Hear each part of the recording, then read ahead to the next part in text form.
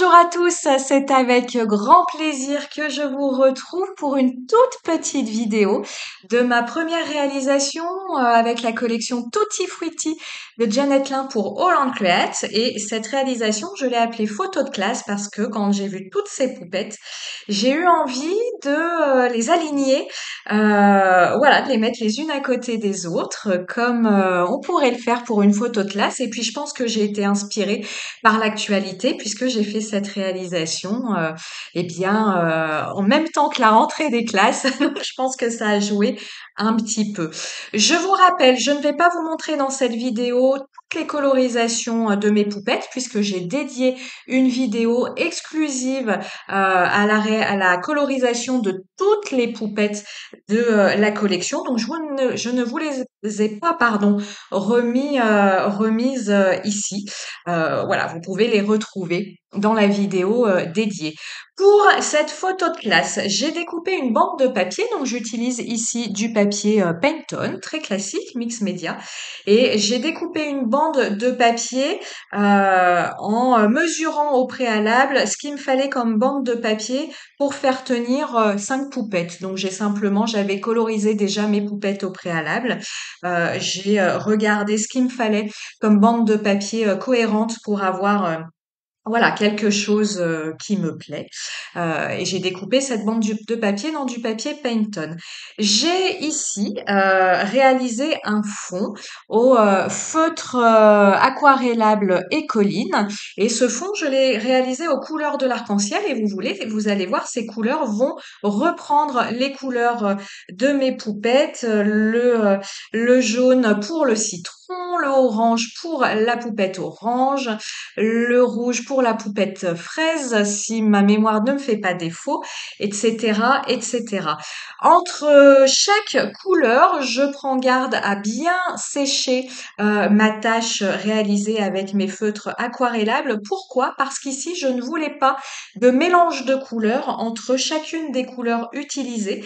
Parfois, je souhaite que mes couleurs se mélangent lorsque je réalise des fonds au feutre aquarellable. Je vous ai déjà fait des vidéos là-dessus. Mais là, je voulais vraiment avoir des taches nettes entre chaque couleur et je ne voulais pas de couleurs supplémentaires issues du mélange de toutes les couleurs présentes sur cette carte. C'est pour ça que j'ai séché entre chacune de mes taches au heat gun. La deuxième chose, ça c'est l'argument principal pour lequel je sèche au heat gun. La deuxième chose, c'est que je voulais avoir des taches, vous voyez, très texturées, très marquées. Et lorsqu'on veut avoir des taches très marquées, il est préférable de sécher au heat gun. La chaleur très forte apportée par le heat gun va faire évaporer l'eau de façon très rapide. Et c'est comme ça que vous aurez des taches extrêmement marquées, comme vous le voyez sur mon fond de carte. Vous aurez un effet similaire, mais pas autant marqué si vous laissez sécher à l'air libre. Et puis ici, il avait fallu que je laisse sécher à l'air libre entre chacune de mes tâches, elle m'aurait pris un temps fou, ce fond de carte. Pour texturer mon fond de carte, je viens lui ajouter des projections au marqueur acrylique noir. Vous voyez mes petites poupettes qui attendent sagement sur la gauche de l'écran. Et puis, je viens continuer de texturer mon fond avec un tampon de fond Holland Create que j'ai acheté au moment des soldes que nous faisait la marque fin d'été autour de la rentrée. Je vous ai fait une vidéo de mes achats soldes et comment ça s'est passé au niveau des frais de douane, au niveau voilà de tous les frais annexes, puisque Holland Create est une marque anglaise. Donc je vous explique tout dans la vidéo. Donc si vous avez des questions, allez voir la vidéo. Pareil, j'utilise des encres Memento de la même couleur que mes feutres aquarellables utilisés pour mes tâches. Donc, vous avez comme d'habitude toutes les références produits en descriptif de la vidéo. Pourquoi j'utilise l'encre Memento? Pas tout simplement parce que c'est dans ces encres-là que j'avais des couleurs similaires à mes crayons de couleur aquarellables. Je n'avais pas des couleurs similaires dans mes encres Distress Oxyde. Donc le choix, c'est simplement un choix de couleur et non pas lié à la texture de l'encre. C'est vraiment un choix de couleur. Les voici toutes alignées, mes poupettes, hein, que j'ai colorisées ici. Elles sont toutes colorisées aux luminances de Caran d'Ache. Donc je vous le redis, vous avez une vidéo dédiée où je colorise chacune de ces poupettes. Donc vous pouvez aller voir cette vidéo. Voilà, mes petites poupettes ont été détourées. Je viens les coller. Vous voyez, j'essaye de les coller. Alors, elles sont toutes droites.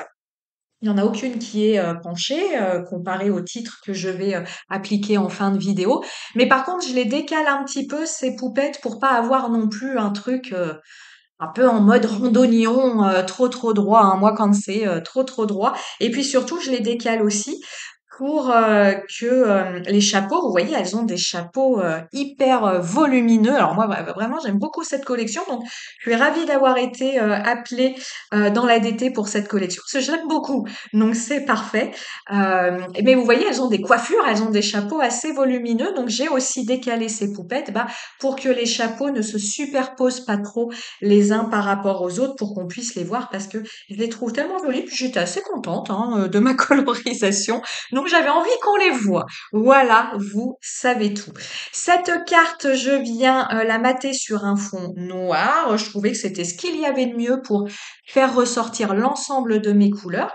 Et puis, pour bien centrer le regard autour de ma colorisation et puis avoir quelque chose d'un petit peu grunge, avoir du détail en plus, je viens passer le tour de ma carte avec mon petit encreur Memento noir. Et puis vous voyez, parfois avec j'aime bien son embout pointu à ces petits encreurs.